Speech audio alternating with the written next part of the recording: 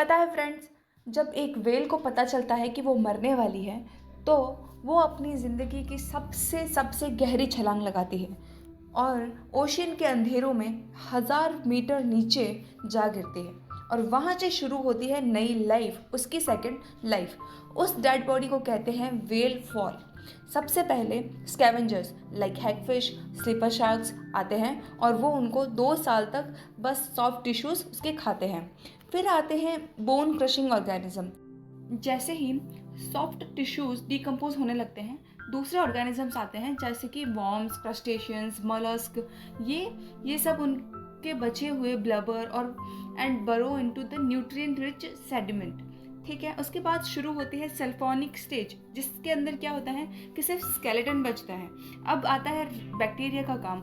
यहाँ पर बैक्टीरिया शुरू करता है उन बोन्स को लिपिड में ब्रेक डाउन करना, और फिर वहाँ से शुरू होती है generation of sulphur which attracts community of sulphur loving organisms like mussels, worms and snails. ये होता है व्हेल फॉल इकोसिस्टम, जिस पर 128 से ज़्यादा स्पीसीज व्हेल के मरने के बाद डिपेंडेंट रहती है। ये प्रोसेस लगभग सालों तक चलता है, 100 सालों से भी ज़्यादा तक चलता है। अब बात करेंगे हम कि एक तरफ जहाँ पर व्हेल मरने के बाद भी 128 स्पीसीज को जिंदा रखती है और एक नया इकोसिस्टम बनाती है, वहीं पर हम इंसान जो सबसे ज़्यादा टैलेंटेड, जिसके पास सबसे ज़्यादा दिमाग है और सबसे ज़्यादा विकसित हैं, सबसे ज़्यादा डेवलप्ड हैं, वो हम क्या करते हैं, आज उस पर विचार करेंगे। तो मेरे पास सबसे पहला टॉपिक है आज का तेलंगाना फॉरेस्ट क्राइसिस। ये वीडियो पिछले दिनों बहुत ज़्यादा वायरल हुआ, जिसमें तेलंगाना की फॉरेस्ट में अचानक से 30 से भी ज़्यादा बुलडोजर घुस गए और अचानक से पेड़ को काटने लगे। उन जानवरों को भागने का, उन जानवरों को कहीं पर भी जाने का मौका भी नहीं मिला, और ये है उनकी आवाज़। आप इसको देखिएगा पॉज करके। अब हम बात करेंगे कि तेलंगाना में जंगल की कटाई आखिर इतनी क्यों बढ़ गई। तो बात करेंगे 2016 से 2019 के बीच तेलंगाना ने सबसे ज़्यादा पेड़ काटने की परमिशन दी है। लगभग 12 लाख से भी ज़्यादा पेड़ काटे गए हैं। 11,000 plus hectare forest land divert कर दिया गया इंडस्ट्रीज, रियल एस्टेट और इंफ्रास्ट्रक्चर के नाम पर। रिजल्ट क्या हुआ? तेलंगाना के फॉरेस्ट एरिया में डेंजरस लेवल का लॉस हुआ है। उसके अलावा 2025 में अभी लेटेस्ट जो चल रहा है वो कांचा गाजी बोवली का मुद्दा चल रहा है। फरवरी 2025 में तेलंगाना गवर्नमेंट ने प्लान बनाया, 400 एकड़ फॉरेस्ट लैंड ऑक्शन होगा हैदराबाद के पास आईटी पार्क बनाने के लिए। ये जगह यूनिवर्सिटी ऑफ हैदराबाद के बिल्कुल पास थी। स्टूडेंट्स ने बोला ये हमारी ग्रीन बेल्ट है, नॉलेज जोन है। तो मैसिव स्टूडेंट प्रोटेस्ट भी हुआ, मीडिया आउटरीच हुआ, पेटिशंस हुए, सब ने मिलकर आवाज़ उठाई। अभी इस पर सुप्रीम कोर्ट ने इंटरवीन किया और पेड़ कटिंग पर रोक लगाई गई और गवर्नमेंट से एक्सप्लेनेशन मांगा गया। अब हम बात करेंगे पॉलिटिक्स, प्रोटेक्ट्स और पब्लिक पावर की। कांग्रेस ने बीआरएस गवर्नमेंट पे ब्लेम लगाया कि आपने तेलंगाना का इकोलॉजिकल डिजास्टर क्रिएट किया। सुप्रीम कोर्ट ने यहाँ पर बोला कि आपने डेवलपमेंट के नाम पे नेचर का मर्डर किया है। प्रोटेस्ट और एक्टिविज्म की वजह से ये कांचा घाची बोवली ऑक्शन अभी फिलहाल के लिए रुक गया। अब हम बात करेंगे यहाँ पर कॉन्स्टिट्यूशन के कौन कौन से आर्टिकल्स काम में आए। तो जो स्टूडेंट ने प्रोटेस्ट किया वो आता है आर्टिकल 19(1)(a) के अंदर, जो कि है बोलने का हक, freedom of speech and expression. उसके तहत आप कुछ भी बोल सकते हो, कुछ भी एक्सप्रेशन दे सकते हो, हेट स्पीच आप नहीं दे सकते। उसके अलावा है आर्टिकल 19(1)(b), जिसमें आप शांति से प्रोटेस्ट करने का आपको हक है, शांति से आप प्रोटेस्ट कर सकते हो। ये है हमारे फंडामेंटल राइट्स, पार्ट 3 कॉन्स्टिट्यूशन के पार्ट 3 फंडामेंटल राइट्स के अंदर आर्टिकल 19(1)(a) और 19(1)(b) दिया गया है। तो आप शांति से प्रोटेस्ट कर सकते हो, आपको बोलने का अधिकार है, आपको एक्सप्रेशन देने का भी अधिकार है। उसके अलावा आर्टिकल 21 के तहत सुप्रीम कोर्ट ने इंटरवीन किया और बोला कि ज़िंदगी और एनवायरनमेंट दोनों का अधिकार है आपको। आर्टिकल 21 कहता है राइट टू लाइफ, आपको जीवन जीने का अधिकार है, एक अच्छे एनवायरमेंटल हेल्थ और एक अच्छे एनवायरनमेंट में रहने का। उसके अलावा डीपीएसपी, जो कि हमारा directive principle of state policy है, उसके अंदर आर्टिकल 48A कहता है protection and improvement of environment. ये आर्टिकल 48A का कहना है। इसके अलावा हमारे पास में आते हैं फंडामेंटल ड्यूटीज़, जो कि पार्ट 4A में दी गई हैं, और आर्टिकल 51AG, जिसका कहना है duty of citizens to protect environment. Environment को बचाना, एनवायरनमेंट को प्रोटेक्ट करना इंडिया के सिटीजन्स का कर्तव्य है। इन 4 आर्टिकल्स के तहत हम एज अ सिटीजन, हमारे पास में राइट टू प्रोटेस्ट है, right to freedom of speech and expression है, और उसके अलावा राइट टू लाइफ है। और सुप्रीम कोर्ट ने आर्टिकल 48A DPSP और आर्टिकल 51AG, जो कि हमारी फंडामेंटल ड्यूटी है, उसके तहत ये इंटरवेंशन किया है। अब हम बात करेंगे नेक्स्ट टॉपिक पर, जो कि है हमारा अर्थक्वेक। अभी कुछ दिनों पहले एक बहुत ही मैसिव अर्थक्वेक आया था थाईलैंड में और म्यांमार में, और जहाँ पर 7.7 मैग्नीट्यूड का और थाईलैंड में 6.6 मैग्नीट्यूड का अर्थक्वेक आया था। उससे पहले हम जानेंगे कि अर्थक्वेक आता कहाँ से है, अर्थ की एनाटॉमी क्या है, अर्थक्वेक जनरेट कहाँ से होता है, और कुछ टर्म्स जो जियोलॉजी में यूज़ की जाती है, हम पहले उसके बारे में जानेंगे, और फिर ये अर्थक्वेक क्या डिज़ास्टरस लेवल पर आया, इसकी हम बात करेंगे। तो हमारी अर्थ, हमारी पृथ्वी 4 लेयर्स में बटी हुई है। 4 लेयर्स, जिसका सबसे आंतरिक हिस्सा, जो सबसे कोर पॉइंट है, उसको कहते हैं इनर कोर। उसके ऊपर है आउटर कोर, उसके ऊपर है मेंटल, और उसके ऊपर है क्रस्ट। उस क्रस्ट पे जहाँ पर हम रहते हैं, उस क्रस्ट की डेप्थ है 0 से 100 किलोमीटर, जो कि एक सॉलिड स्टेट में है। और ये 2 टाइप की होती है, कॉन्टिनेंटल क्रस्ट और ओशियानिक क्रस्ट। कॉन्टिनेंटल क्रस्ट जिस पर हम रहते हैं, जहाँ पर कॉन्टिनेंट बसे हुए हैं हमारे, जिसकी थिकनेस 30 to 70 किलोमीटर है, और ये लेस डेंस है। ओशियानिक क्रस्ट है जहाँ पर हमारे ओशियंस बसे हुए हैं, जहाँ पर हमारे ओशियंस हैं, उसकी बहुत ही पतली, बहुत ही कम, बहुत ही ज़्यादा डेंस है वो, जिसकी थिकनेस है 5 से 10 किलोमीटर। और ये कंपोजिशन बनता है इसका सिलिका और एल्यूमिनियम का, जिसको हम कहते हैं सियाल। इसी क्रस्ट पर हम रहते हैं, और हमारा जो भी ओशियन हमको दिख रहे हैं, वो सारे इसी लेयर पर अवेलेबल हैं। अब हम बात करेंगे टेक्टोनिक प्लेट्स की, जो कि वो भी इसी पर है, लेकिन ये है क्रस्ट और अपर मेंटल के बीच का एरिया, जिसको हम कहते हैं लिथोस्फेयर। यहाँ पर हमारी टेक्टोनिक प्लेट्स है। उसके नीचे है मेंटल, जिसकी डेप्थ है 100 से 2900 किलोमीटर, 100 से 2900 किलोमीटर तक ये अंदर तक है। और इसकी जो स्टेट है वो है सेमी सॉलिड, जो कि जैसे कि होता है हॉट प्लास्टिक, और वो भी मॉल्टन रॉक में। जो हम लावा देखते हैं, जो हम पिघला हुआ लावा देखते हैं, वो इसी लेयर में रहता है। कंपोजिशन है इसका मैग्नीशियम और आयरन सिलिकेट्स का। इसके भी डिविजन्स हैं, अपर मेंटल, लोअर मेंटल और एस्थेनोस्फेयर। एस्थेनोस्फेयर जो है वो एक प्लास्टिक स्टेट में है, जहाँ पर हमारी टेक्टोनिक प्लेट्स फ्लोट करती हैं। मेंटल के नीचे होती है आउटर कोर। आउटर कोर की डेप्थ जो है वो 2900 किलोमीटर से 5100 किलोमीटर तक जाती है, और ये जो स्टेट है वो लिक्विड स्टेट में है। इसका कंपोजिशन है आयरन प्लस निकल का, लेकिन ये मॉल्टन फॉर्म, निकल जो है वो मॉल्टन फॉर्म में होता है। इसकी मूवमेंट होती है, इसकी मूवमेंट से ही अर्थ का मैग्नेटिक फील्ड जनरेट होता है, कॉल्ड दी डायनामो इफेक्ट। जो हम डायनामो इफेक्ट पढ़ते हैं वो इसी वजह से जनरेट होता है। आउटर कोर के बाद आता है इनर कोर। इनर कोर अर्थ के बिल्कुल सेंटर में है, जिसकी डेप्थ है 5100 किलोमीटर से लेके 6371 किलोमीटर। इसकी स्टेट जो है वो सॉलिड में होती है, सॉलिड, बट आउटर कोर तो लिक्विड में था और अंदर जाके फिर से सॉलिड। जी हाँ, क्योंकि यहाँ पर इमेंस प्रेशर और इतनी ज़्यादा टेम्परेचर होने की वजह से वहाँ का लिक्विड वो सॉलिड फॉर्म में चला जाता है। यहाँ का कंपोजिशन है मेनली, यहाँ पर आयरन और निकल होता है, इसलिए इसको फेनिक कोर भी कहते हैं। यहाँ का टेम्परेचर इतना ज़्यादा है, ऑलमोस्ट सूर्य के बराबर, जो कि 5000 से 7000 डिग्री सेल्सियस होता है।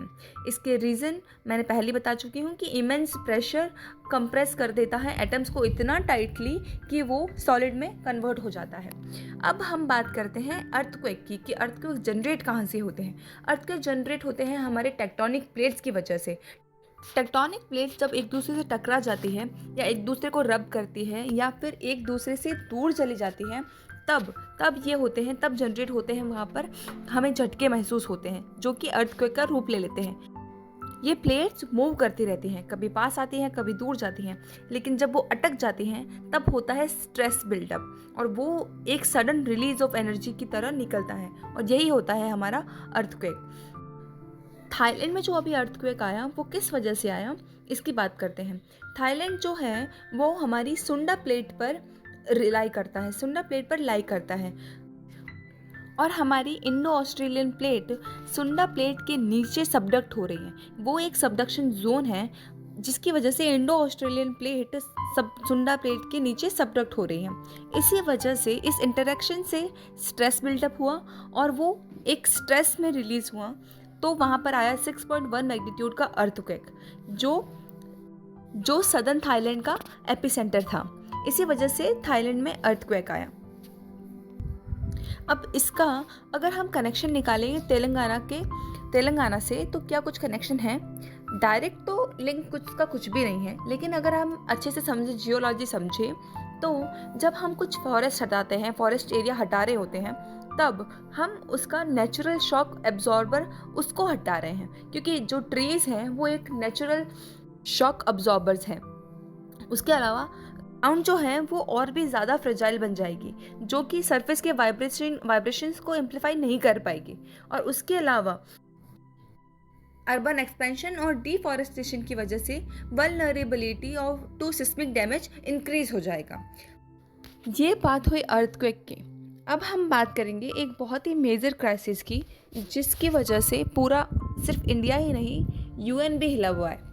यूएन ने कहा है, यूएन 25 की रिपोर्ट ने कहा है कि by 2025 2/3 of the world will face water scarcity, जिसमें इंडिया का सिनेरियो है कि 21 cities to run out of ground water by 2030। 2030 तक 21 सिटीज़ में ग्राउंड वाटर बिल्कुल ख़त्म हो जाएगा। और चेन्नई क्राइसिस तो पहले से शुरू है। उसके अलावा जो नदियां हैं हमारी, वो भी मरती जा रही हैं और ग्राउंड वाटर और भी नीचे जाता जा रहा है। इसमें हम बात करेंगे साइंस एंड टेक के पर्सपेक्टिव से कि desalination, rain water harvesting, AI for water use efficiency का हम यूज़ करके इसको कुछ बचा सकते हैं, बट अभी तक ऐसी कोई तकनीक हमने अपनाई नहीं है। पॉलिसी फेलियर्स हमने बहुत सारे देखे कि कोई strict implementation of water policy 2012 हुआ ही नहीं है अभी तक। इंटरस्टेट वाटर डिस्प्यूट चलते ही जा रहे हैं कावेरी और कृष्णा पर, जिसकी वजह से कोई हल नहीं निकल पाया है। डिले इन जल शक्ति अभियान और वाटर लिटरेसी, लोगों को बता ही नहीं रहे हैं कि पानी की कितनी ज़्यादा कमी है। जिस एरिया में पानी ज़्यादा आ रहा है वो पानी को ऐसे ही वेस्ट करे जा रहे हैं, और कुछ एरिया बिल्कुल भी पानी जहाँ पर है ही नहीं। उसके अलावा जियोग्राफिकल फैक्टर्स हम देखेंगे तो रेनफॉल पैटर्न्स चेंज हो गए हैं, हिमालय के ग्लेशियर्स मेल्ट हो रहे हैं, ओवर डिपेंडेंट हैं हम बोरवेल्स पर, इसकी वजह से ग्राउंड वाटर हमारा ख़त्म होने वाला है। ये एक बहुत ही बड़ी स्कैरसिटी है। इस पर क्या क्या एग्रीमेंट बनाए गए और कौन कौन सी बॉडीज़ इस पर काम करती हैं, हम उसके बारे में देखेंगे ग्लोबल लेवल पर। तो सबसे पहले बात करेंगे एजेंडा 21 की। 1992 रियो समिट में इसको बनाया गया था कि 21st सेंचुरी के लिए एक ये ग्लोबल एक्शन प्लान था, जिसका गोल था सस्टेनेबल डेवलपमेंट, कि हर कंट्री को लोकल लेवल पर एनवायरनमेंट फ्रेंडली पॉलिसीज़ बनानी थी। तो एनवायरमेंटल फ्रेंडली पॉलिसीज़ में सब कुछ आता है, जैसे कि फॉरेस्ट कवर पूरा करना, पानी की स्कार्सिटी कहीं पर ना हो, और जो भी सस्टेनेबल डेवलपमेंट के अंदर आता है, कि पैरामीटर्स के अंदर आता है, वो उनके लोकल लेवल पर करना था, बट कुछ भी नहीं हुआ है। उसके अलावा आता है पेरिस एग्रीमेंट 2015 में। इसमें ग्लोबल टेम्परेचर को 1.5 डिग्री सेल्सियस तक रोकना था, पर उल्टा ये तो 2 डिग्री ज़्यादा बढ़ ही गया है। कंट्रीज़ ने प्रॉमिस किया था कि कार्बन एमिशन कम करेंगे। इंडिया, चाइना, यूएस सब ने टारगेट लिया, बट इंडस्ट्रीज़ आज भी CO2 छोड़ रही है और गोल सिर्फ पेपर पर रह गए हैं। उसके अलावा UNCBD कन्वेंशन ऑन बायोडाइवर्सिटी, जिसमें जानवरों, पौधों, जंगलों की डाइवर्सिटी को बचाना था। हर स्पीसीज़ इम्पॉर्टेंट है फूड चेन बैलेंस के लिए, पर हो क्या रहा है? तेलंगाना का बेस्ट एग्जाम्पल है इस पॉलिसी का फॉलो अप। देख लीजिए कि कितना अच्छे से वो डाइवर्सिटी को बचा रहे हैं। डिफॉरेस्टेशन और पोचिंग ने ही इस कन्वेंशन को तोड़ के रखा है। उसके अलावा है UNCCD convention to combat desertification, but ज़मीन को बंजर होने से बचाना है इनको। Soil health, tree plantation, water retention पर फोकस करना था इनको, लेकिन हम तो उल्टा ज़मीन को और ज़्यादा बंजर बनाते जा रहे हैं। वहाँ पर IT पार्क्स बनाएंगे हम। माइनिंग, कंस्ट्रक्शन और जंगल की कटाई ने मिट्टी की जान ले ली है। ये हमारी बॉडीज़ हैं और ये इन पर काम चल रहा है। इसके अलावा है SDG गोल 13, जो कि है क्लाइमेट एक्शन, क्लाइमेट चेंज पर तुरंत एक्शन लेना, तुरंत। ये सस्टेनेबल डेवलपमेंट गोल का पार्ट है 2015 से 2023 तक का। हर कंट्री को क्लीन एनर्जी, लो एमिशन अडॉप्ट करना था। रियलिटी, अब देख लीजिए रियलिटी है क्या। अब हम कुछ डॉट्स कनेक्ट करेंगे कि वन प्लैनेट वन प्रॉब्लम, कि अगर डिफॉरेस्टेशन इंक्रीज होगा तो कार्बन इंक्रीज होगा और रेनफॉल को डिस्टर्ब करेगा। उसके अलावा अगर रेनफॉल चेंजेस होंगे तो वो ग्राउंड वाटर और ग्लेशियर्स को इफेक्ट करेगा। अगर ग्लेशियर्स मेल्ट हो जाएंगे तो अनप्लान्ड कंस्ट्रक्शन की वजह से अर्थक्वेक आएंगे, अर्थक्वेक जनरेट होंगे, और अर्थक्वेक जब आएगा तब वो सब कुछ ही इंफ्रास्ट्रक्चर वगैरह सब कुछ ही डिस्ट्रॉय कर देगा। तो ये है one problem escalates another. Global parallels और हिस्टोरिकल लेंसेज की अगर देखें तो ancient civilization like Mesopotamia collapse हुई ड्यू टू वाटर क्राइसिस। उसके बाद अगर Roman deforestation led to soil erosion and decline. Present day Amazon deforestation mirrors Telangana. और history teaches that environmental ignored is equal to civilization declined. ये याद रखना, environmental ignored is equal to civilization declined. अब हम बात करेंगे रिलेवेंस टू यूपीएससी और solutions क्या होंगे इसके। जीएस पेपर 1 में जियो की हम बात करें तो अर्थक्वेक जोन्स, इंडियन ज्योग्राफी और रिसोर्सेज इसमें पूछे जाते हैं। जीएस 2 पॉलिटी है, एनवायरमेंटल गवर्नेंस, फेडरल इश्यूज इसमें आते हैं। जीएस पेपर 3 में disaster management, conservation, climate crisis है। एथिक्स में इंटरजनरेशनल रिस्पॉन्सिबिलिटी है, एनवायरमेंटल जस्टिस है, ये एथिक्स में आता है। ये थे हमारे लिंक टू यूपीएससी। अब हम बात करेंगे सॉल्यूशंस टू इम्प्लीमेंट, कि सॉल्यूशंस तो देने पड़ेंगे क्योंकि गवर्नमेंट के पास तो सॉल्यूशंस है नहीं, तो हम ही कुछ बात कर ले। तो सबसे पहले हम बात करेंगे कि पानी की कमी को कैसे हटाया जा सके। सबसे पहले आता है डिसेंट्रलाइज वाटर हार्वेस्टिंग, कि हर गली हर छत पे पानी का अपना बंदोबस्त हो। मतलब सेंट्रलाइज डैम्स पे डिपेंडेंट होने की बजाय हर लोकेलिटी, स्कूल, कॉलोनी, फैक्ट्री अपना रेन वाटर कलेक्ट करे। फ़ायदा क्या होगा कि ग्राउंड वाटर रिचार्ज होता है, फ्लड रिस्क कम होती है और ड्रॉट से बचाव भी हो जाता है। एग्जाम्पल है कि चेन्नई और बेंगलुरु में कुछ हाउसिंग सोसाइटी ने पूरे साल का वाटर सप्लाई सिर्फ रेन वाटर हार्वेस्टिंग पर भी मैनेज किया है। पानी की समस्या का दूसरा सलूशन ये हो सकता है कि एक्विफर मैपिंग और मैनेजमेंट। ये क्या है कि ज़मीन के नीचे के पानी को समझने के बिना ऊपर से प्लानिंग करना फेल है। एक्विफर क्या होता है कि underground water storage system. Mapping का मतलब है कि किसी एरिया में कितना पानी है, किस टाइप की रॉक है, रिचार्ज का रेट क्या है, सब डिटेल्स लेके डेटा ड्रिवन पॉलिसी बनाना। Example, central ground water board India में एक्विफर मैपिंग प्रोजेक्ट चला रखा है, तो उसके तहत हम अच्छे से मैपिंग करके पता लगाया जा सकता है कि पानी कहाँ पर है और इसको कैसे स्टोर किया जा सकता है। अब हम बात करेंगे फॉरेस्ट और एनवायरमेंटल सोल्यूशन की। तो उसमें हम बात करेंगे ग्रीन जीडीपी की। उसका एक सोल्यूशन हो सकता है ग्रीन जीडीपी। डेवलपमेंट सिर्फ पैसा नहीं होता, नेचर का भी हिसाब चाहिए। तो जीडीपी सिर्फ इकोनॉमिक ग्रोथ दिखाता है पर नेचर के लॉस को इग्नोर करता है। ग्रीन जीडीपी में डिफॉरेस्टेशन, पोल्यूशन, बायोडाइवर्सिटी लॉस सबको माइनस किया जाता है। कम कैसे किया जा सकता है इसको? अगर कोई प्रोजेक्ट पैसे कमा रहा हो और पर जंगल का नुकसान हो रहा हो तो ग्रीन जीडीपी उसका असली इम्पैक्ट बताता है। तो इससे हमें पैरामीटर्स पता चल जाएंगे कि हमने कितना डेवलपमेंट किया और कितना हमने उसमें कटाई छटाई करी है। और strict EIA is environmental impact assessment. पहले जांच फिर विकास।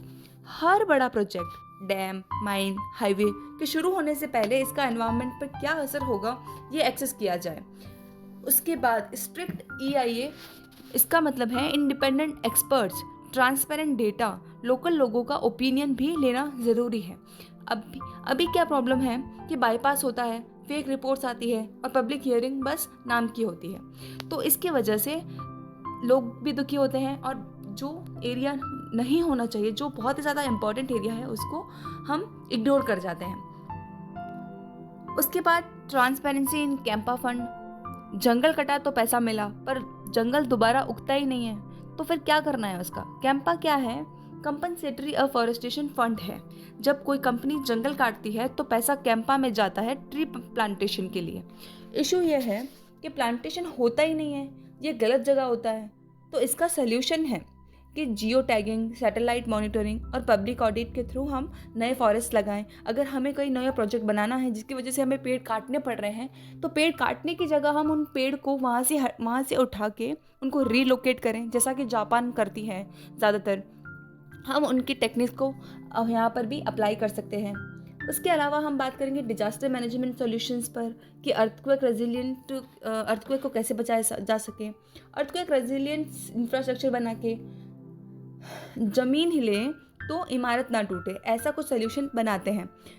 बिल्डिंग्स का डिज़ाइन ऐसा हो जो सिस्मिक वेव्स को एब्जॉर्ब कर सके, जैसे कि flexible joints, light weight material, base isolation, ये सारा एक अर्थक्वेक रेजिलिएंट इंफ्रास्ट्रक्चर को प्रमोट करता है। एग्जाम्पल, जापान में हर स्कूल और ऑफिस अर्थक्वेक रेजिलिएंट होते हैं, तो हम उनकी टेक्निक को कॉपी कर सकते हैं और उसमें भी कुछ ऐड करके उसको और अच्छा बना सकते हैं। इसके बाद है NDMA, that is national disaster management authority training, मतलब आपदा आने से पहले तैयार होना। NDMA का काम है स्टेट और लोकल अथॉरिटीज़ को ट्रेन करना, जैसे कि drill, mock exercises, evacuation planning, ये सब। स्कूल्स, हॉस्पिटल्स, पंचायत, सबको इन्वॉल्व करना चाहिए, सबको बताना चाहिए कि कैसे हम ये ट्रेनिंग दे सकते हैं और सबको तैयार करना चाहिए। प्रॉब्लम है कि अवेयरनेस लो है, ड्रिल्स इरेगुलर होती है। सॉल्यूशन है कि मैंडेटरी क्वार्टरली ड्रिल्स और अवेयरनेस कैंपेन चलाए जाने चाहिए। अब हम बात करेंगे सोशल एंगेजमेंट और अवेयरनेस की, कि कैसे हम लोगों को अवेयर करें कि कैसे हम इन चीज़ों से बच सकते हैं। तो पर्यावरण सिर्फ न्यूज़पेपर का इशू नहीं है, जीने का भी सवाल है। तो हम बात करेंगे स्कूल्स में एनवायरमेंटल एजुकेशन कंपलसरी हो, लोकल लैंग्वेज में कैंपेन्स हो जिससे गांव के लोग भी समझ सकें। गांव के लोग अनपढ़ होते हैं, कुछ को पता ही नहीं होता कि क्या करना होता है, तो वो उनको जा के बताए कि ऐसा हो तो ऐसा किया जा सके। मीडिया को सिर्फ रिपोर्ट नहीं, सेंसिटाइज काम भी करने चाहिए कि बताया जा सके कि कैसे क्या करना होता है। एग्जाम्पल है कि स्वीडन में क्लाइमेट लिटरेसी स्कूल करिकुलम का पार्ट है, तो हम भी उनकी तरह एक अच्छे से स्कूल में ये प्रोजेक्ट चला सकते हैं। उसके अलावा लोकल कम्युनिटी का इन्वॉल्वमेंट भी होना ज़रूरी है। जंगल उन्हीं का है, रक्षा भी वही करें।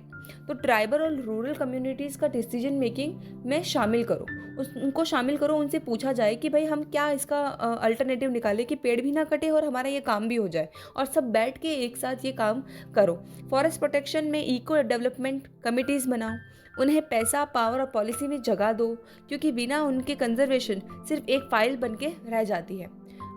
तो दोस्तों, आज की वीडियो में हम यहीं तक बात करेंगे। ये हुआ हमारे 3 डिज़ास्टर्स के बारे में जो कि बहुत ही ज़्यादा चर्चा में रहे हैं इस साल। इसके सॉल्यूशंस हमने प्रोवाइड करवाए। आपको सॉल्यूशंस और भी पता हो तो आप कमेंट में ज़रूर बताएं। आज का वीडियो यहीं पर ख़त्म करेंगे। जय हिंद, जय भारत।